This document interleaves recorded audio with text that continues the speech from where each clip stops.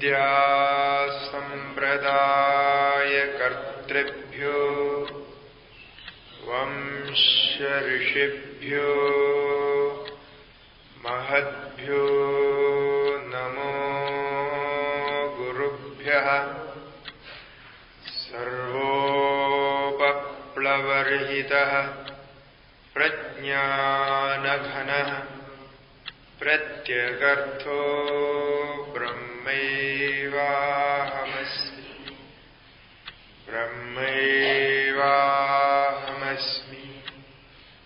ॐ शान्ति शान्ति शान्तिः। ॐ शङ्करं शङ्कराचार्यं केशवं बादरायणं सूत्रभाष्यकृतौ वन्दे भगवन्तौ पुनः पुनः। ईश्वरो गुरुरात्मेति मूर्तिभेदविभागिने व्योमवद्व्याप्तदेहाय दक्षिणामूर्तये नमः। ॐ शान्ति शान्ति शान्तिः। ॐ नमो भगवते शिवानन्दाय। ॐ नमो भगवते शिवानन्दाय।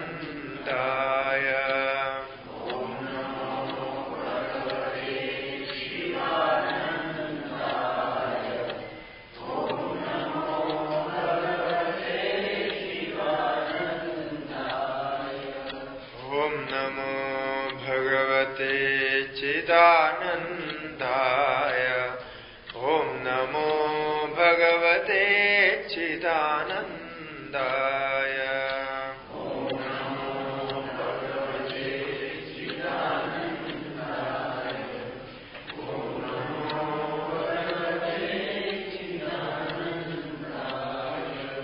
ॐ नमो भगवते चैतन्यानन्दाय।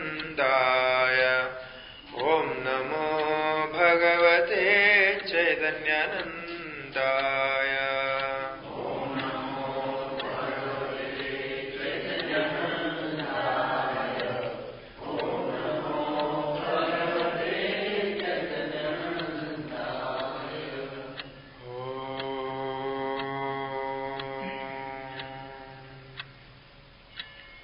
श्री सद्गुरु महाराज की।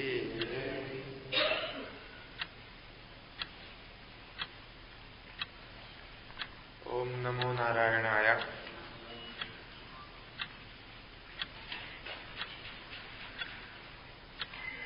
आदि शंकराचार्य के द्वारा रचित साधना पंचकम में दूसरे श्लोक पर विचार कर रहे थे।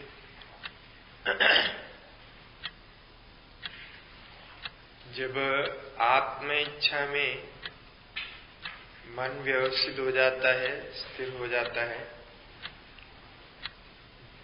तब उसके साधन के खोज में निकलेगा तो सबसे प्रथम साधन सत्संग ही होगा, और उसके बाद भक्ति भी उसकी पुष्टि करेगी। सत्संग से जो मार्ग प्राप्त होता है उसकी पुष्टि के लिए भक्ति भी है। संगत सत्सुविधीयताम भगवतो भक्तिर दृढ़ाधीयता। भगवत भक्ति को और साधन मार्ग को स्थिर रखने के लिए, उसमें आगे बढ़ने के लिए शांत्यादि परिचीयता, शांति आदि साधनों का भी अभ्यास करना पड़ेगा।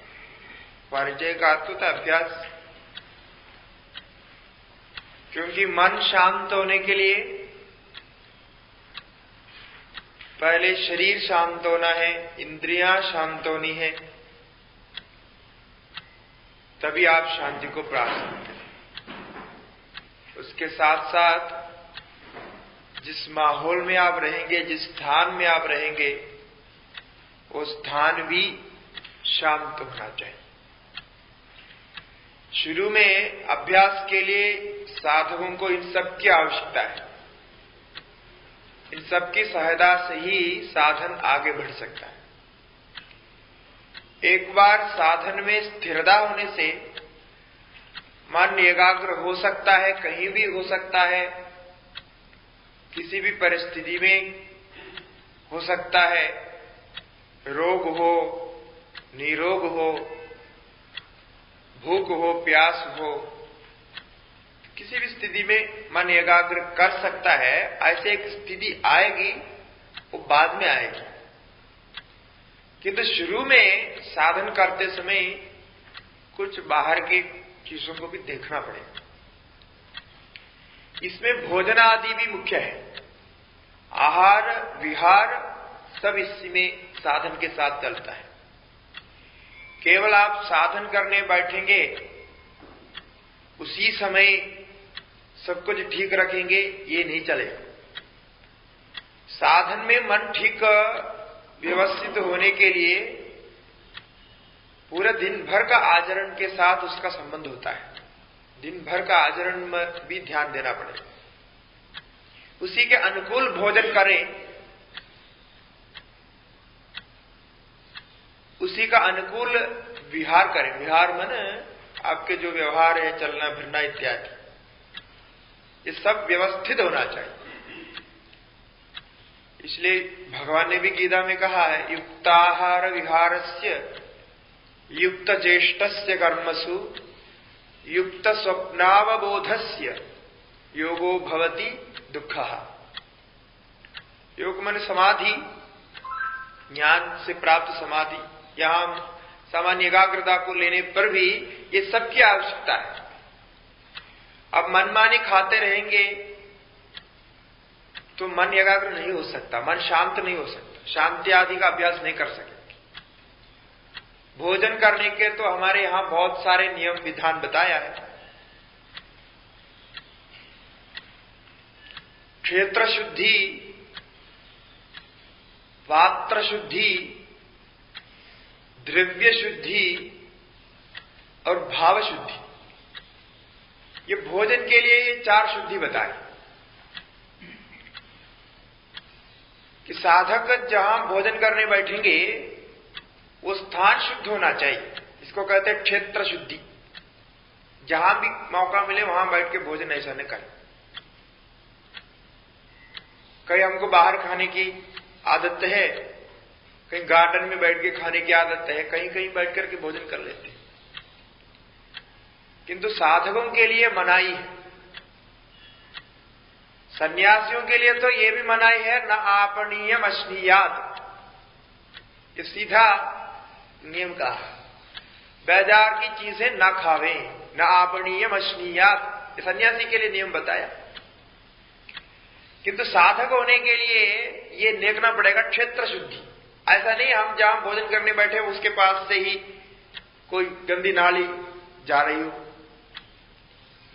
गंदी नाली तो अपनी जगह ठीक है, किंतु वहां वो स्थान आपके भोजन के लिए अच्छा नहीं। और कई ऐसे अभी घरों में ऐसा है कि सेफ्टी टैंक नीचे होते हैं, ऊपर गार्डन होता है, फिर वो गार्डन में बैठक होता है और उस पर बैठ करके भोजन करते। ऐसे हमको एक बार ऐसी गलती से हुआ।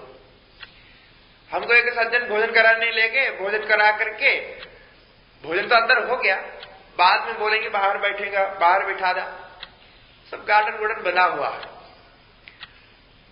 तब हमारे साथ में जो ब्रह्मचारी संत थे वो इत्यादि ये नियम आदि में थोड़ा कट्टर पक्का था, और वहां बैठ करके हम कुछ फल खा रहे थे, कुछ पानी पी रहे थे, चर्चा भी चल रही। तो उसने उसके बीच बाजू में एक पाइप ऊपर की ओर देखा, तो तुरंत मुझे ऐसा करके कहा, देखिए समझिए पाइप दिखाई पड़ता। तो मैं भी समझ लिया, हम जहां बैठे हैं सेफ्टी टैंक के ऊपर बैठे हैं, उसका वो पाइप है बाहर निकले हुए देख रहा है। मैं सोचा ये शंका नहीं करनी चाहिए, पूछ लेना चाहिए। वो मालिक वहां बैठा हुआ था, उसको मैंने पूछा आपके घर के सेफ्टी टैंक कहाँ है? तो बोला स्वामी जी वो तो हमने बता नहीं सकते, वो आर्किटेक्ट ने ऐसा बनाया, मतलब जहां भी हो होता हो कोई बात नहीं, हम ऐसे पूछ रहे शंका वाले। तो बताया जहां बैठे हैं वो इसी के नीचे ही। तो क्या करना है, अभी इतने समय बैठा वहां अच्छा लगा, उसके ऊपर मिट्टी डाल करके वो सब जो भी गार्डन बनाते हैं ऐसा। तो शास्त्रों में यदि जिसकी मनाही है उसका कुछ कारण होता है, कारण हम नहीं जानते हैं, लेकिन उसकी जो वातावरण है, भोजन करने का जो वातावरण है वो शुद्ध होना चाहिए। इसको कहते हैं क्षेत्र शुद्धि, भोजन का स्थान। इसलिए पहले आप लोग का होगा, पंडित लोग जो महात्मा लोग आते हैं तो पहले फर्श को पानी डाल के साफ करते हैं, फिर उधर जो है डाल करके उसमें रख करके करते हैं, फिर बर्तन लाते हैं तो उसको भी साफ करते हैं। ये सब नियम इसलिए लगा है। और दूसरा जो है पात्र शुद्धि, पात्र भी शुद्ध होना चाहिए, तो हम शुद्ध करते हैं। पात्र शुद्धि की तो बात सभी जानते हैं, किंतु पात्र शुद्धि में एक विशेष बात यह है कि एक बार आप किसी को भोजन करने के लिए बर्तन धोया, साफ किया, तो वो भोजन जो करेगा उसके हाथ के अलावा किसी के हाथ उस बर्तन में टच नहीं होना चाहिए। ये पात्र शुद्धि का मुख्य अंश है, ये कई लोग नहीं जानते। बर्तन धोया, फिर उसी को बर्तन को आप ऐसे पकड़ के उसमें भी आपका हाथ लगाया तो वो अशुद्ध मानते। क्यों है? क्योंकि आप तो भोजन करने के लिए तैयार नहीं है, आपके हाथ में कुछ गंदगी हो सकती है, आप कुछ बर्तन पकड़े होंगे या कुछ कपड़े पकड़े होंगे या आपके शरीर में कहीं पकड़े होंगे, तो आपके शरीर से कुछ कीटाणु या अन्य बर्तनों से कीटाणु उसमें फिर आ सकता है। इसलिए बर्तन धो करके लोग अलमारी के अंदर रखते हैं, फिर उसी को सीधा उठा करके उसमें भोजन ला करके डालते। कभी ऐसा नहीं करना चाहिए, इसको पात्र शुद्धि नहीं मानते। बर्तन भले ही आप कल धो करके अलमारी में रखे हो, सुखा करके रखे हो, सब ठीक है, लेकिन भोजन देने के पहले बर्तन को फिर पानी से साफ करना है और अच्छे कपड़े से पोंछना है। फिर पोंछने के बाद जो आदमी भोजन करने जा रहे हैं उसके अलावा और कोई भी उस बर्तन पे टच न करना चाहिए, मतलब अंदर टच नहीं करना चाहिए, वो नीचे से पकड़ के ले जाना। ऐसा नियम है, ये शास्त्रीय नियम है, इसमें कोई दिखावे के लिए नियम नहीं है, इसका कारण है। इसलिए ऐसे पात्र शुद्धि, तो पात्र तो साफ होना चाहिए। और आजकल के जो साबुन से साफ करते हैं इसमें भी बहुत खतरा रहता है। ये साबुन जो होता है, साबुन से साफ करने से कीटाणु मर जाता है, पात्र शुद्ध होता है, ये बात ठीक है, किंतु साबुन साफ करते समय पूरा पूरा चला जाना चाहिए। अब बात उसमें ठीक से यदि पात्र साफ नहीं हुआ, साबुन का अंश रह गया, तो वो आपके खाने के साथ, क्योंकि खाना गर्म होता है, गर्म होने से ये जो साबुन है आप उसमें मिलाते समय वो साबुन खाने में मिल जाएगा और वो अंदर चला जाएगा और पेट में जाकर के आप पेट के अंदर कीड़ा है उसको मार देगा, बीमार पड़ जाए, विष हो जाएगा। इसीलिए ये सब ध्यान देना चाहिए, इसको कहते हैं पात्र शुद्धि, पात्र शुद्धि कहते हैं। और उसके बाद है द्रव्य शुद्धि। द्रव्य शुद्धि एक महत्वपूर्ण बात है कि जिसका जो भोजन आप कर रहे हैं वो भोजन तैयार किया हुआ जो सामग्री है, आटा, चावल, सब्जी इत्यादि, ये सब साफ किया हुआ होना चाहिए। केवल साफ किए हुए बात नहीं, वो साफ किया हुआ होता है। वो जिस पैसे से लाया वो पैसा भी अच्छा होना चाहिए, इसको कहते द्रव्य शुद्धि। पैसा को सीधा हम खाते नहीं, पैसा तो नहीं खा रहे, किंतु जो पैसे से आप भोजन बना के लाया, भोजन खरीद के लाया, वो पैसे का असर वो भोजन में आ जाता है और वो असर आपके शरीर में भी दिखेगा और मन में जाएगा सीधा, क्योंकि भोजन का सूक्ष्म अंश मन में जाता है, ऐसा हमारे शास्त्र कहते हैं। इसलिए द्रव्य शुद्धि होनी चाहिए, ये कहते हैं। ये महात्माओं के लिए एक बहुत विशेष नियम बताया है कि द्रव्य शुद्धि होनी चाहिए। ये द्रव्य शुद्धि नहीं है तो सीधा आपको मन का असर करेगा। और हम लोग कई साल तो भिक्षा लेकर के खाते रहे, इसलिए भिक्षा खाते रहने से इसका फर्क मालूम पड़ता है।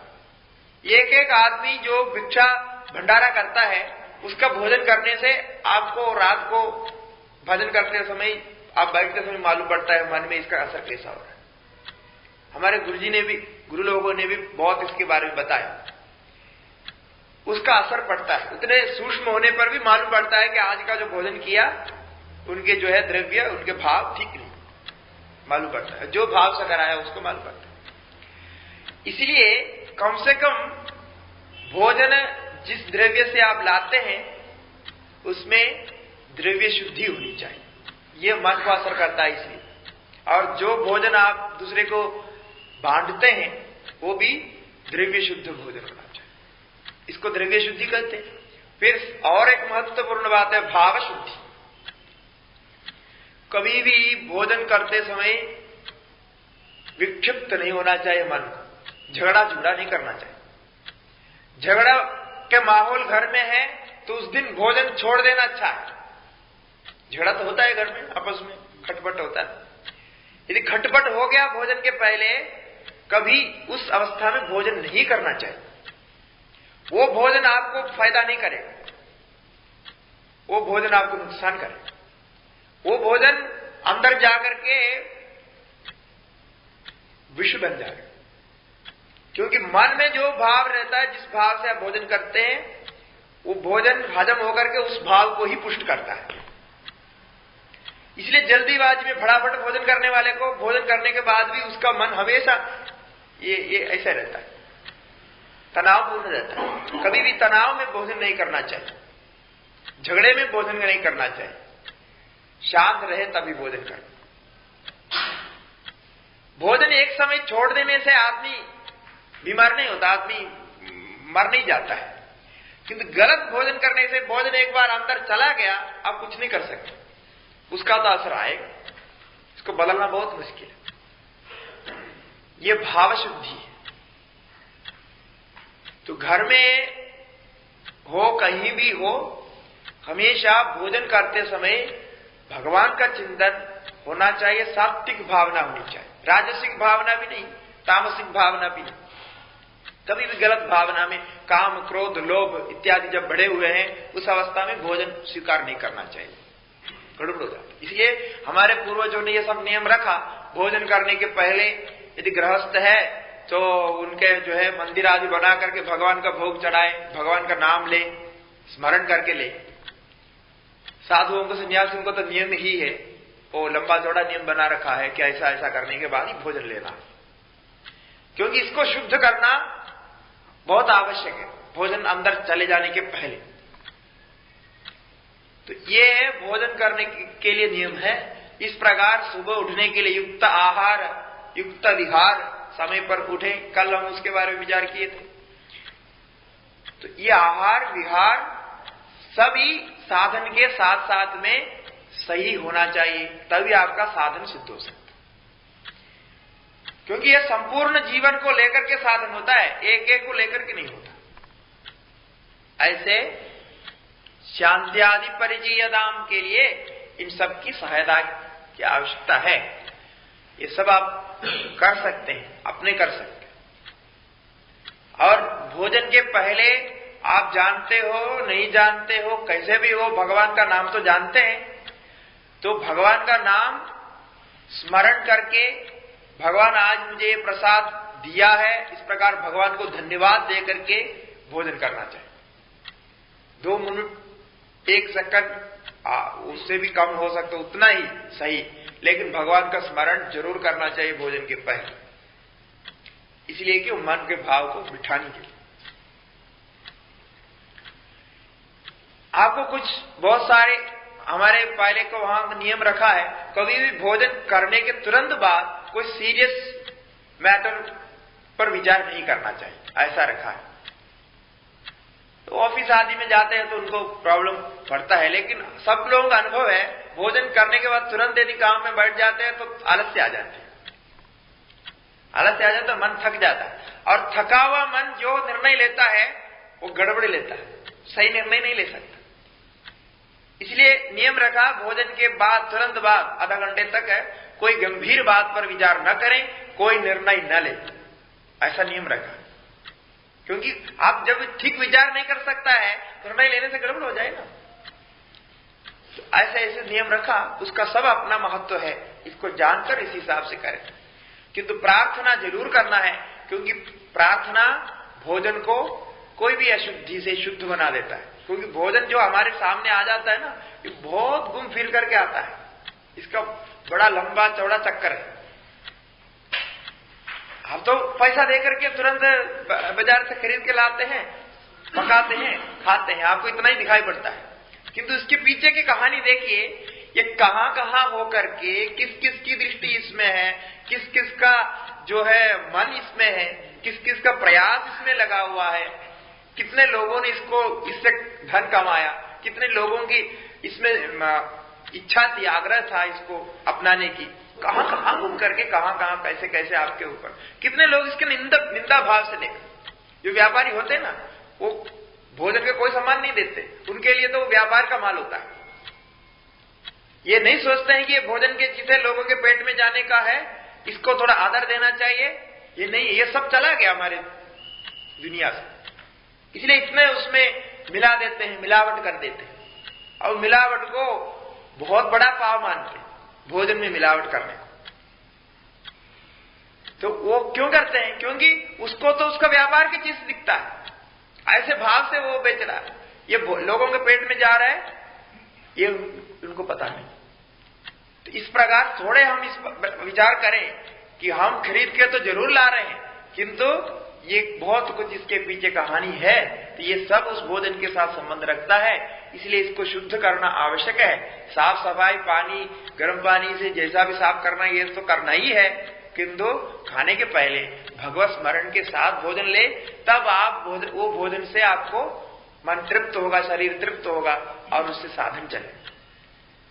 तो ये सभी आहार विहार के साथ शांति आदि का अभ्यास करे, ये दृढ़तर, मतलब इसमें कभी कमजोरी नहीं करनी, समझौता नहीं करना।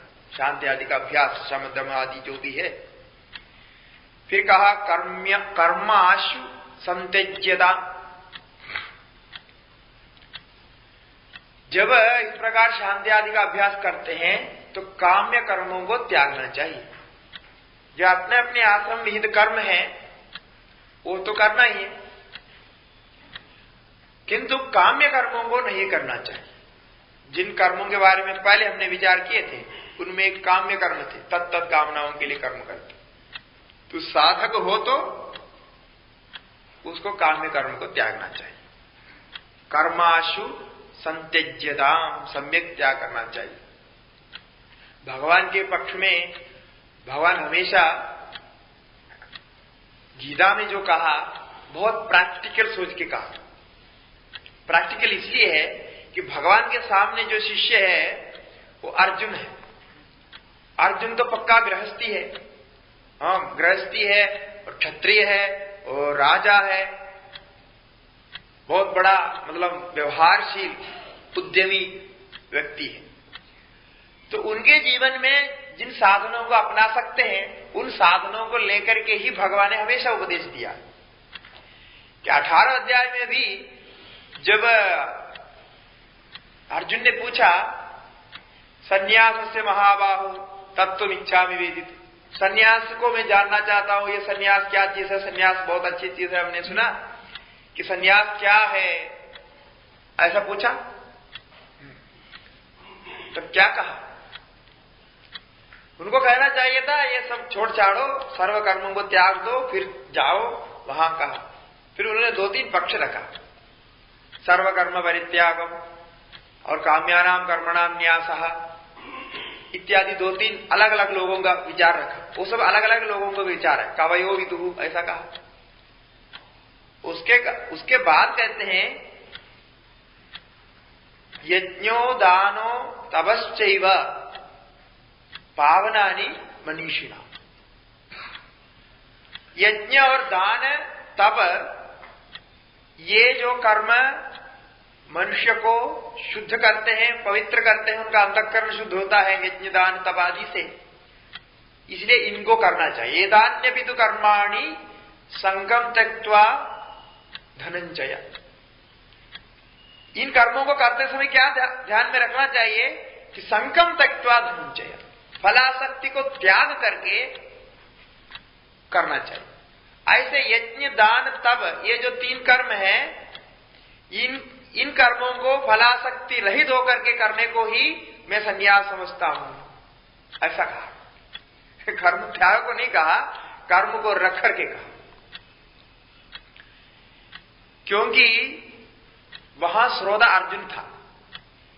अर्जुन पहले से संन्यास में जाने को तैयार था। अब उसको बोलेंगे ये संन्यास ऐसा होता है, सब छोड़ छोड़ के जाओ, तो फिर कहीं जंगल में जाके रहो, बोलेंगे तो गड़बड़ हो जाएगा। वो ध्यान में रख करके उनके उद्देश्य से कहा। यज्ञ दान तप, ये जो है वर्णाश्रम विहित, मन गृहस्थाश्रम के विहित है। और उसको कैसा करें, उसका संन्यास करने के लिए क्या करना पड़ेगा? संगम त्यक्त्वा, एतान्यपि तु कर्माणि संगम त्यक्त्वा धनंजय, संग त्याग कर करना चाहिए, निस्संग होकर के करना चाहिए। कि हमारे अभिप्राय में यही संन्यास है, ऐसा कहा। तो ये निसंग होकर के जब कर्म करके आप साधन करेंगे तो वहां काम्य कर्म संभव नहीं है। कामना से आप कर्म नहीं कर सकते, मुझे ये होना चाहिए वो होना चाहिए, ऐसे कामना से तत्व कामना से नहीं कर सकते। इसलिए कर्माशु संत्यज्यता कहा, सारे कर्मों को, काम्य कर्मों को त्याग दें। इससे आपको क्या होगा? धीरे धीरे आपकी जिज्ञासा दृढ़ हो जाएगी, वैराग्य आएगा। तब क्या करें? तो जिज्ञासा को प्राप्त किया और जिज्ञासा से अभी ऊपर उठना है, मतलब जिज्ञासा का उत्तर मिलना है, उसके लिए गुरु के पास जावे। सद्विद्वानुपसेव्यतामनुदिनं तत्पादुका सेव्यता। जब जिज्ञासा हो जाती है तो गुरु के पास जाना चाहिए, गुरु से उपदेश प्राप्त करना चाहिए, क्योंकि आचार्यवान पुरुषो वेद, जिसके गुरु है वो ही जान सकता है, गुरु के बिना नहीं जान सकता। आचार्याधि विदिता विद्या साधिष्ठम प्राप्त, आचार्य से जो विद्या प्राप्त होती है वो ही अच्छे फल देने वाला होता है। ये सब उपनिषदों में आया। और भगवान ने भी स्वयं कहा, यद्यपि भगवान स्वयं अर्जुन के गुरु बन के उपदेश दे रहे हैं, किंतु भगवान का यह भाव नहीं है कि मैं तुम्हारा गुरु, मैं तो अभी फिलहाल तुमको उपदेश दे रहा हूं, ठीक है, क्योंकि हमारे बीच में तो मित्र भाव है। वो पहले भी मित्र भाव था, बाद में भी मित्र भाव ही रहेंगे, क्योंकि वो मित्र भाव चले जाएगा तो फिर मुश्किल हो जाएगा। गुरु कैसे सारथी बनेगी, मुश्किल हो जाएगा ना। इसलिए भगवान ने मित्र भाव को बनाए रखा अर्जुन के सामने। यद्यपि उन्होंने विराट रूप का दिखाया, सब कुछ दिखाया, लेकिन विराट रूप को दिखाते समय वहां आपको एक विशेष बात है कि विराट रूप को दिखाते समय वो साधारण अर्जुन को नहीं दिखाया वो, क्योंकि साधारण जो अर्जुन, सामान्य अर्जुन है, वो अर्जुन उसको देख नहीं सकता था। अर्जुन को एक ऊपर की स्थिति में ले गया। दिव्यम ददामि ते चक्षुर, आपको मैं दिव्य चक्षु दे देता हूं करके दिव्य चक्षु प्रदान करने का मतलब वो साधारण अर्जुन नहीं है। जब वो अर्जुन ऊपर की और कोई स्थिति, एक स्वप्न लोक जैसा कोई और स्थिति में चला गया, तो भगवान भी उस स्थिति से ऊपर होकर के फिर उपदेश दिया। इसलिए 11वां अध्याय में जब वो विराट रूप दर्शन होता है, वहां का उपदेश में आप देखेंगे तो ऐसा लगेगा 2-2 बार उपदेश दे रहा है, कोई चीज ऐसा दिखता है। कभी अर्जुन को इधर से उधर ले जाता है और भगवान उस स्थिति में जाकर उपदेश देता है। 2-3 श्लोक ऐसा है, 2-2 बार है। एक जो है उस स्थिति में है और दूसरा बाद में।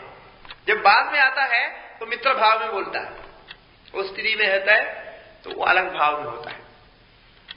चलो वो तो वहां की बात है, किंतु भगवान वहां स्वयं गुरु नहीं बना, भगवान गीता में अर्जुन से ही कहते हैं कि तद्विद्धि प्रणिपादेन परिप्रश्नेन सेवया उपदेक्षन्ति ते ज्ञानम ज्ञानिन तत्त्वदर्शिनः। जो परमात्मा विषय के जो ज्ञान है, जब तुम अधिकारी हो जाएगा तो प्रणिपादेन तद्विद्धि, तो गुरु के पास जाओ। जैसा मैंने गुरु के पास जाके सीखा, तुम भी गुरु के पास जाओ। हो सकता है बाद में तो मैं तुम्हारा गुरु बन सकूं, लेकिन इस स्थिति में मैं तुम्हारा गुरु नहीं हूं। ऐसा वहां स्पष्ट है। भगवान क्या किस भाव से उसको कह रहे, नहीं तो उनको कहने की क्या जरूरत है कि तुम और जाके किसी के पास जाके परिप्रश्न करो, फिर वहां सेवा करके उनसे प्राप्त करो। ऐसा नहीं, ऐसी जरूरत नहीं। हमको तो वहां सीधा दिखता है कि भगवान उपदेश दे रहा है, दिखता है, किंतु भगवान का भाव कुछ अलग है। भगवान को अर्जुन को संभालना था, वो परिस्थिति को संभालना था। बहुत कुछ आगे पीछे घटने वाली है, तो सब ध्यान में रखते हुए भगवान गीता उपदेश देता है। किंतु सीधा यदि विरक्ति के साथ, समदमादि के साथ, जिज्ञासा के साथ आपको यदि आत्मज्ञान प्राप्त करना है तो तद्विद्धि प्रणिपादेन परिप्रश्नेन सेवया उपदेक्षन्ति ते ज्ञानम ज्ञानिनः तत्त्वदर्शिनः। वैसे ही आपको प्राप्त होगा, और कोई रास्ता नहीं। इसलिए गुरु के बिना कोई भी ज्ञान प्राप्त नहीं होता। पुस्तक कुछ मदद करता है, किंतु पुस्तक से पूरा कभी भी प्राप्त नहीं होता। पुस्तक पढ़ करके अभी भी किसी को मोक्ष नहीं मिला, ऐसे किसी का हिस्ट्री में नहीं। केवल पुस्तक ही पुस्तक पढ़ा, कोई गुरु नहीं था, नहीं मिला। पुस्तक आपकी कुछ जिज्ञासाओं को दूर कर सकता है, आपके विचार को थोड़ा खोल सकता है, ये सब हो सकता है। किंतु मोक्ष चाहिए, ज्ञान प्राप्त होना है, तो आपको गुरु के पास ही जाना पड़ेगा। वो गुरु कभी भी प्राप्त हो जाएगा, जब प्राप्त होगा तो स्वीकार हो जाएगा। क्योंकि प्राप्य वरान निबोधत, कठोपनिषद क्या कहता है, उत्तिष्ठदा जाग्रत प्राप्य वरान निबोधत। वरान माने गुरु, श्रेष्ठ गुरुओं को प्राप्त कर जाकर के उनके सेवा करके प्राप्त करें। सेवा करने का मतलब क्या है कि कभी भी गुरु के पास जाते हैं, ज्ञान के लिए जाते हैं, तो खाली हाथ नहीं जाना चाहिए। रिक्त हस्तेन नोपेयात राजानम दैवतम गुरु। 3 लोगों के पास कभी भी रिक्त हस्त नहीं जाना चाहिए। राजानम दैवतम गुरु, राजा के पास कभी भी खाली हाथ नहीं जाना चाहिए, वो अनादर माना जाएगा। अभी तो राजा है ही नहीं, तो फिर कोई बात नहीं। अभी तो को मंत्रियों के पास समझ लो, अभी जो मंत्री है, राजनेता है, उनके पास। उस समय ऐसा था, यदि आप खाली हाथ जाएंगे तो आपके प्रवेश से ही राजा उसको अनादर मानेंगे, क्यों खाली हाथ आया है, मतलब अपने को बड़ा मान करके आया। राजा के पास कभी भी खाली हाथ नहीं जाना चाहिए, तो काम नहीं बने, खाली हाथ जाएगा। इसी प्रकार देवता के मंदिर में जाते समय भी खाली हाथ नहीं जाना चाहिए। खाली हाथ जाएगा तो खाली हाथ आएगा, कुछ नहीं मिलेगा वहां से, तो वहां भी कुछ ले जाना पड़ेगा। और गुरु के पास भी कभी खाली हाथ नहीं जाना चाहिए, कुछ न कुछ ले जाना है, वो भाव दिखाने के लिए। इसलिए समित पाणयः स्तोत्रियम ब्रह्मनिष्ठम। कभी भी गुरु के पास जाते हैं तो समित लेकर के जाते हैं। समित माने लकड़ी होती है, एक विशेष लकड़ी जो हवन में इस्तेमाल की जाती है। तो वो रोज हवन होता है गुरु जी का वहां, तो इसलिए उसके लिए ले जाते हैं। तो वहां रह के सेवा करना है। अब ये सेवा क्यों करते हैं, करना चाहिए? कई लोग प्रश्न करते हैं कि आजकल सेवा करने की जरूरत नहीं पड़ता, क्यों? आजकल आप एक अच्छे टीवी खरीद के रखो और केबल लगा दो, फिर ऑन करो, तुरंत गुरु लोग आ जाते हैं, उपदेश दे देते हैं। क्या सेवा करना पड़ता है? आप चाय पीते पीते, नमकीन खाते खाते उपदेश ले सकते हो, सेवा की जरूरत नहीं पड़ती है। लेकिन पहले ऐसा नहीं था, ऐसा नहीं। और ये भी सच है कि उससे आपको ये ब्रह्मज्ञान प्राप्त होने वाला नहीं है, वो सेवा से ही प्राप्त होता है। इसको शास्त्र में इसलिए कहा सेवा को कि उस जमाने में जो गुरु थे वो कभी भी मुझे शिष्य से कुछ प्राप्त होगा ऐसे उद्देश्य से उपदेश नहीं देते थे। क्योंकि विद्या को बेचना बड़ा पाप मानते थे उस समय। अभी भी विद्या को बेचना पाप ही है, हमेशा विद्या को यदि बेचता है तो पाप ही है। तो इसीलिए मैं उपदेश दूंगा, वो कुछ मुझे दक्षिणा के रूप में कुछ देगा, कुछ प्राप्त कराएगा, ऐसा भाव नहीं था। गुरुकुल में रहने वाले शिष्य राजा का बेटा हो, ऋषि का पुत्र हो, कोई जमींदार का हो, कोई गरीब ब्राह्मण का हो, किसी का पुत्र हो, समान रूप से रहते थे, समान रूप से व्यवहार करते थे। तो ये तो आप लोग सब जानते हैं, भागवत आदि कथा में श्री कृष्ण भगवान जैसे महात्मा भी कैसे रहते थे। इसलिए गुरुकुल में ऐसा कोई भेदभाव नहीं। जो शिष्य बुद्धिमान होता है, जो समझदार होता है, उसको ज्यादा विद्या प्राप्त होते थे, जो नहीं होता उसको नहीं होते। किंतु राजा का बेटा बड़ा होने से इसको ज्यादा थे, ऐसा कोई भेदभाव नहीं था। वो भेदभाव करना बड़ा पाप मानते थे उस जमाने में। तो कुछ प्राप्त होगा करके गुरु लोग नहीं सिखाते थे, तो किस भाव से सिखाएंगे वो जब सिखाएंगे तो करुणा भाव से ही सिखाएंगे, दया भाव से, कि मुझे जैसा प्राप्त हुआ इन बच्चों को भी वैसा ज्ञान प्राप्त हो, इनका जीवन सफल बने। इस कृपा से, इस करुणा से वो सिखाते थे। और करुणा को पूरे यदि बाहर लाना चाहते हैं, किसी के अंदर से करुणा कृपा को बाहर लाना चाहते हैं, तो कभी भी कोई द्रव्य आदि से नहीं होता है। किसी भी की करुणा द्रव्य से नहीं आता। करुणा ऐसा एक भाव है जो सेवा से ही उद्भूत होती है, और कोई क्रिया से करुणा को आप उत्पन्न नहीं कर सकते। अथवा दीनहीन तो अलग बात है, दीनहीन पर तो स्वाभाविक होता है, किंतु करुणा को उत्पन्न करने के लिए आप पैसा देने से नहीं होगा, और कुछ खिलाने से नहीं होगा, बाकी आप कुछ भी करो नहीं होता है। सेवा से वो करुणा उत्पन्न होती है, वो भी धीरे धीरे होती है। अचानक एक दिन आया, वो खूब सेवा कर दिया, पूरे आश्रम को दूसरे रंग लगा दिया, इससे भी नहीं होता है। वो धीरे धीरे बनता है। और वो करुणा भाव से युक्त जब वो गुरु उपदेश देगा तो वो आपके मन में अमृत जैसा, वर्षा जैसे वो मन में बैठ जाए। ये भाव उत्पन्न करने के लिए ये सेवा को महत्व देते थे। सेवा का इतना ही मतलब था कि कृपा हो जाएगी। तो आजकल तो ये व्यवस्था भी चला गई, ऐसे गुरु लोगों को भी समय नहीं है ऐसा बैठ बैठ के उपदेश देने के लिए, बहुत कुछ बदल गया। और उस सेवा को ज्ञान की दृष्टि से ही महत्व मिलता था। मानो वो सेवा का फल ज्ञान ही है, साधन ही है, जो ज्ञान होगा। तो ये परिप्रश्नेन सेवा है। अच्छा, सेवा करने के बाद फिर कब उपदेश देंगे? वो जब उनको मन आएगा तब उपदेश देगा। ऐसा नहीं हम सेवा करते रहे, गुरुजी उपदेश ना दिए तो ये गुरु ठीक नहीं है। ऐसे भी हमने कई आश्रमों में विद्यार्थियों को देखा है।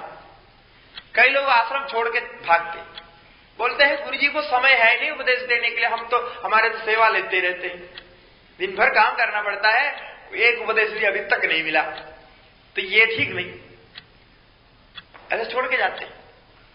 किंतु हमारे उपनिषदों में ऐसी ऐसी कथा आई है कि उपदेश कुछ नहीं दिया, सेवा ही कराया, बाद में उनको ज्ञान हो गया। एक सत्यकाम जाबाल की कथा है छांदोग्य उपनिषद, तो पौराणिक कथा होगी। आजकल भी हमने कैलाश आश्रम में, वहां आचार्य से हमने सुना, वहां पहले मैंने ये शायद 1950 की बात है, 50-52 की बात है, एक ब्रह्मचारी आया था ज्ञान प्राप्त करने के लिए, वैरागी होकर के संन्यास लेने के लिए, विद्या सीखने के लिए आते थे वहां कैलाश आश्रम में, ऋषिकेश कैलाश आश्रम। तो उस समय जो स्वामी जी थे उनको देखा थोड़ा अच्छा है, देकर के बोला कि आप गौशाला में लग जाओ। उनको एक मंत्र दिया, बोला ओम नमः शिवाय जब करते रहो और गौशाला में रह जाओ। रहने के लिए भी गौशाला में भेज दिया। वहां गायों को सेवा करता था, ओम नमः शिवाय जप करके जो भी करता है। कुछ साल ऐसे ही चलता रहा, न वो आकर के इनको कुछ पूछा, न इन्होंने उनको बुलाया। वो वहां जो भिक्षा मिलता है वो खाता था, वो सेवा करते रहे। कुछ साल के बाद बुलाया और बोला कि तुम एक पाठ में बैठ जाओ, कि बीच में दिन में खाली टाइम मिलता है, दिन में एक पाठ में बैठ जाओ। एक पाठ में बैठने की अनुमति। गो सेवा तो ऐसी चलती रही, बहुत साल ऐसा रहा। उसके बाद धीरे धीरे वो ऐसे बड़े विद्वान बने, इतने अच्छे ज्ञानी बने, बहुत प्रसिद्ध रहे, पंजाब के तरफ बहुत समय रहे, बहुत अच्छे संत बने। तो देखिए वो सेवा करने का कुछ अपना महत्व है।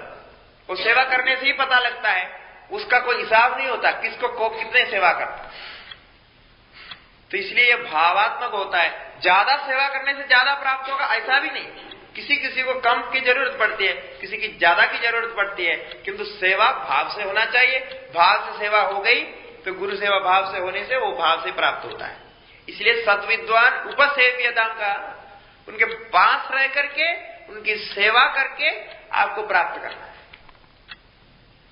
वो आशीर्वाद होता है। गुरु अपने मन से जो आशीर्वाद देते हैं वो बहुत बड़ा होता है, उसका पूरे प्रतिफलन हो जाता है। तो ये सद्विद्वान उपसेव्यताम अनुदिनम, अनुदिनम का अर्थ प्रतिदिनम, तत्पादुका सेव्यता, उनके पाद सेवा करें। सेवा का ही विशेष भाव बताया, पाद सेवा। पाद सेवा का मतलब पैर दबाना नहीं होता। सब लोग क्या कहते हैं, पाद सेवा गुरु सेवा मतलब पैर दबाओ। पैर दबाने का मतलब नहीं है। पाद सेवा का अर्थ होता है उनकी पूरी सेवा को ही पाद सेवा कहते हैं, पैर दबाने को ही पाद सेवा नहीं। जो भी सेवा आप आश्रम करते हैं वो गुरुपाद सेवा ही मानी जाए, ऐसा है उसका अर्थ। और फिर नमस्कार करने का इत्यादि का सब नियम है, कैसे नमस्कार किया जाता है, गुरु के सामने कैसे खड़े रहना चाहिए, ये सब ब्रह्मचर्य आश्रम में नियम बताते हैं कि ऐसा ऐसा होना चाहिए। इस प्रकार गुरुपादुका सेवा करके चलाएं। उसके बाद क्या करना है, तो कुछ पूछना भी है क्या? तो बोला कि जब अवसर मिलेगा तो गुरु जी जब शांत बैठेंगे, तो खाली टाइम रहेगा, तब आप प्रश्न कर सकते हैं। ऐसा अथवा गुरु जी स्वयं बुलाएगा कि तुमको कुछ पूछना है तो पूछो। ऐसे समय में ब्रह्मैकाक्षरमर्थ्यता, उस समय में जाके गुरु जी को ये पूछे कि वो आपके पास जो सर्वोत्कृष्ट ज्ञान है वो दी। ऐसा नहीं गुरु जी के साथ बात पूछे कि मेरा जो है इधर पीठ में दर्द हो रहा है, कि मैंने इतनी सेवा की, इसको ठीक करने के लिए क्या करना चाहिए है? ऐसा नहीं कि शरीर में दर्द होता है या कुछ होता है, ये अलग बात होती है। अन्यत्र से आप अन्य काम से उसको ठीक कर सकते। कोई ज्ञानी पुरुष को पूछने का अवसर आया तो ज्ञान के विषय में ही पूछना चाहिए, अन्यत्र प्राप्त नहीं होता है। इसलिए जो संतों को सेवा करते हैं या भगवान को सेवा करते हैं, उसके पुण्य के रूप में आपके कुछ कार्य हो जाते हैं, कुछ कार्य सिद्धि हो जाती है, किंतु वो कार्य सिद्धि स्वतः ही होता है। उसके लिए आप उनके पास जाके बोलने की आवश्यकता नहीं।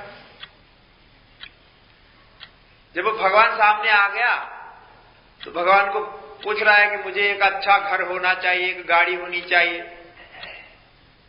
मेरा शरीर ठीक रहना चाहिए, सदायु होनी चाहिए, ऐसा ऐसा पूछा तो कितना मूर्ख है। अरे भगवान सामने खड़ा है, वो सबसे उत्तम ज्ञान आपको दे सकता है, सबसे उत्तम गति आपको प्राप्त करा सकता है। ऐसे भगवान को आप जो है ये भोजन आदि, ये रहने वस्त्र आदि इत्यादि के बारे में भगवान को पूछे तो कितनी शर्म की बात है। कठोपनिषद में देखिए नचिकेता ने क्या किया। नचिकेता देखिए छोटा बालक है, बिल्कुल समझदार है नहीं, इसीलिए यमराज ने सोचा कि ये तो बच्चा है, ये इसको हम फंसा सकते हैं दूसरे में। उसके सारे खिलौना देने की बात कही, जितने भी भोग है तीनों भुवन में सब देने की बात कही, कैसा भी उसको फंसाने का कोशिश किया, एक न माना। उन्होंने कहा आप हमारे सामने खड़े हैं, आप जैसे ब्रह्म पर बोलने के लिए और कोई वक्ता नहीं हो सकता। अन्यत्र धर्माद अन्यत्र अधर्माद अन्यत्र अस्मात् कृता कृतात् अन्यत्र भूताच्च भव्याच्च यत्तत् पश्यसि तद्वदा।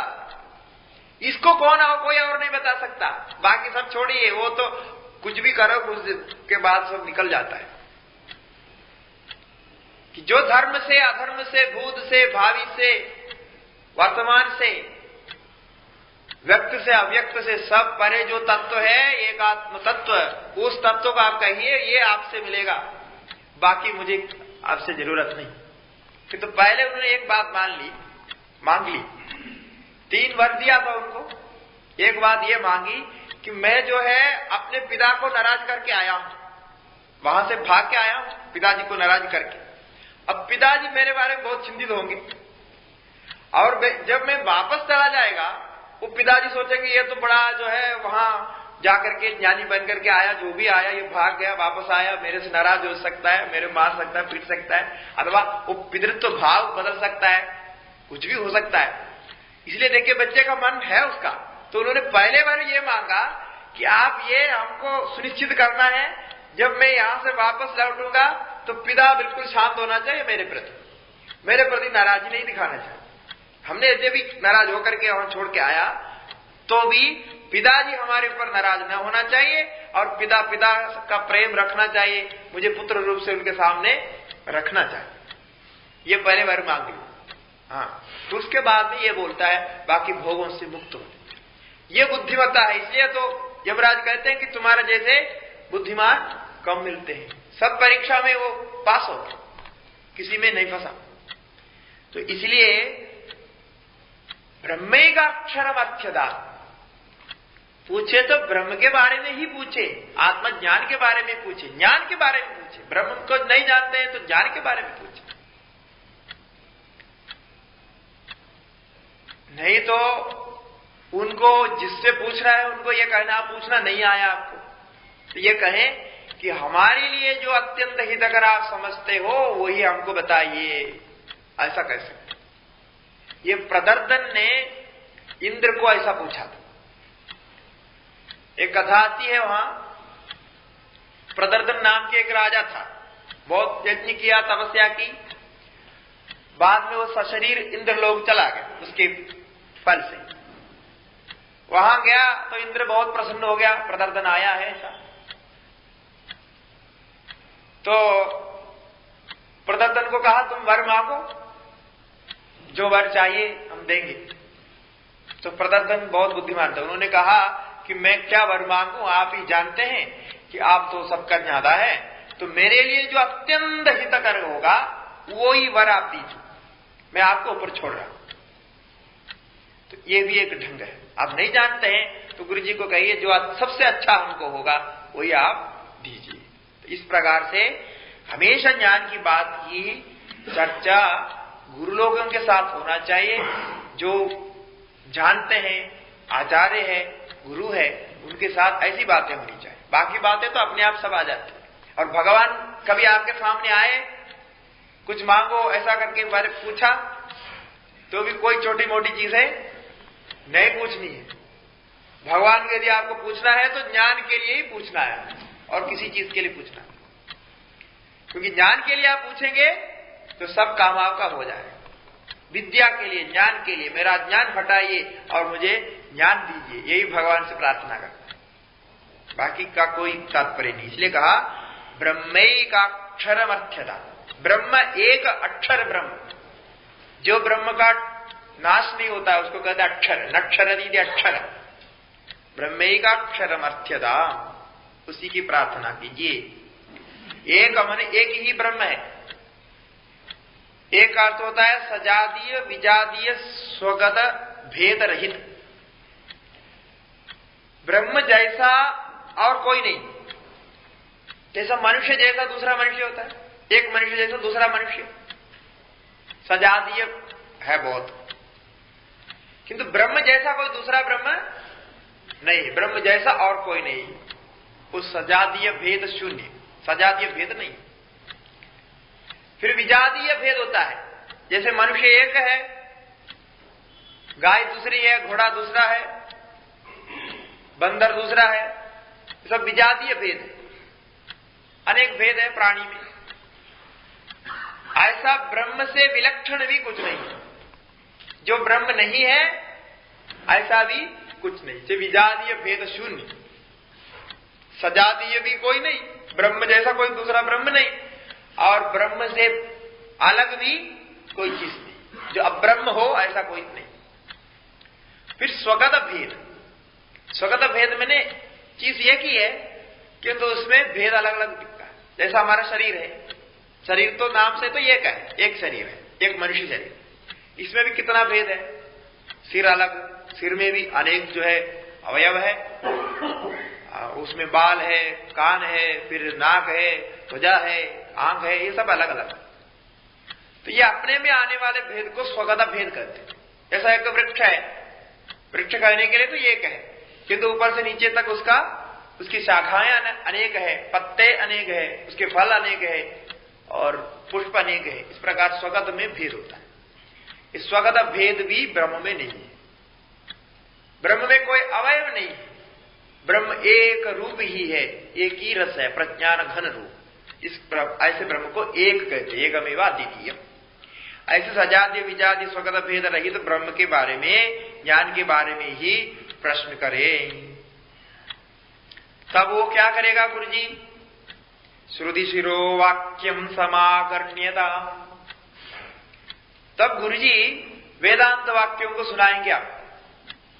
जब ब्रह्म के बारे में प्रश्न करेंगे तो वेदांत सुनाएंगे। इसलिए श्रुति शिरो वाक्यम, श्रुति शिरो होता है वेदांत। श्रुति है वेद, वेद के मुख्य भाग, उसको वेदांत कहते हैं। ये श्रुति शिरो वाक्यम समाकर्ण्यता। श्रुति जो अनेक प्रकार की श्रुतियां हैं, उनमें जैसा हम पहले से शुरू किया था, कर्मकांड, उपासना कांड, कर्म अलग, उपासना अलग, और जैसा हमारे आचार विचार आदि बताने वाले भी वाक्य बहुत है उसमें, और उसके अंतिम में ये वेदांत वाक्य आता है। तो वेदांत वाक्य का ही विचार करेंगे, क्योंकि ब्रह्म के बारे में अन्यत्र कहीं भी विचार नहीं है। कर्मकांड में कहीं भी ब्रह्म के बारे में विचार नहीं। कर्मकांड के लिए, कर्मकांड को सिद्ध करने के लिए जैमिनी ऋषि ने 2700 से अधिक सूत्र बनाए। हमारे ब्रह्म सूत्र है, वेदांत सूत्र कहते हैं जिसको, उसमें 555 सूत्र ही, केवल 555। लेकिन पूर्व मीमांसा के सूत्र में 12 अध्याय और उसमें 2700 से अधिक सूत्र है। किंतु आश्चर्य यह है, उसमें एक भी सूत्र आत्मा के लिए, ब्रह्म के लिए नहीं है। एक भी बार उन्होंने इसके बारे में विचार नहीं किया, क्योंकि वो सारा कर्मकांड पर विचार है। उपासना भी उसमें आ जाती है, कर्मकांड और उपासना दोनों पर विचार है। इसलिए उसको जब पढ़ के आगे जितने भी आचार्य आए, उन्होंने कहा कि जब ये सारे कुछ वेद कर्म को ही कर रहा है तो बाकी कुछ वेद में है ही नहीं, कर्म ही है वेद, ऐसा उनको लगने लगा।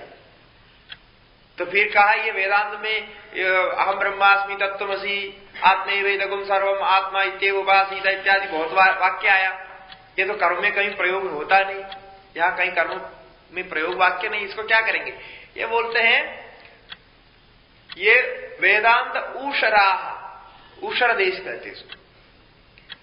मतलब कभी आप जमीन में खेती करते हैं तो खेती सब जगह होती नहीं है, कहीं कहीं खेती नहीं होती है। ऐसा स्थान होता है जहां बीज डालने से कुछ उगता नहीं, कहीं पत्थर होता है, पथरीली जमीन होती है, कभी कीचड़ होता है जिसमें बहुत कीचड़ है, नहीं हो सकता है, खेती नहीं हो सकती। ऐसे जमीन होता है जहां बीज उगता नहीं।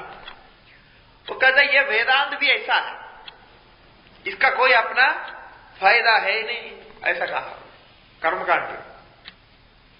कि ऊषर देश है, इसमें कोई प्रयोजन नहीं है, खाली जमीन है, इसमें बीज डालो तो भी उगेगा नहीं। मतलब क्या कि हमारे कर्मकांड के वासना के जितने भी है यही वेद का अर्थ है, बाकी तो उसके स्तुति के लिए उसमें जोड़ा गया, उसका कोई अपना अर्थ नहीं। ऐसा वो लोग निश्चय किया, क्योंकि इतने सारे सूत्र जैमिनी जी ने बनाए, एक भी आत्मा ब्रह्म के बारे में नहीं है, तो उनको भ्रम हो गया। ऐसे कर्मकांड है, उससे हमारा प्रयोजन नहीं है। वेदांत ही श्रुति का सार है। वेदांत में पहुंचाने के लिए ही सारे कर्म वासनाओं का विधान किया, जिसको हमने पहले दिन आपको सुनाया कि वेद का कहां से कहां ले जाता है। इसलिए जब ब्रह्म के बारे में उपदेश देंगे तो श्रुति शिरो वाक्यम समाकर्ण्यता, श्रुति शिरो वाक्य का ही उपदेश देंगे, वो वेदांत वाक्यों का ही उपदेश देंगे। उसको वेदांत वाक्य सुनने के बाद, श्रवण करने के बाद अभी क्या साधन करना है? श्रवण के बाद मनन होता है, और मनन कैसे करना है इस पर आगे विचार करेंगे। जब ब्रह्म के बारे में प्रश्न करेंगे तो गुरुजी तत्वमसि आदि वाक्य का उपदेश देंगे कि ब्रह्म का स्वरूप ऐसा है, इसको इस प्रकार जानो, समझाएंगे। तो आपको साधन पूरा हो गया है, अंतःकरण शुद्धि हो गई है, तो श्रवण काल में ही प्राप्त हो जाए। एक बार सुनते ही ज्ञान हो जाए,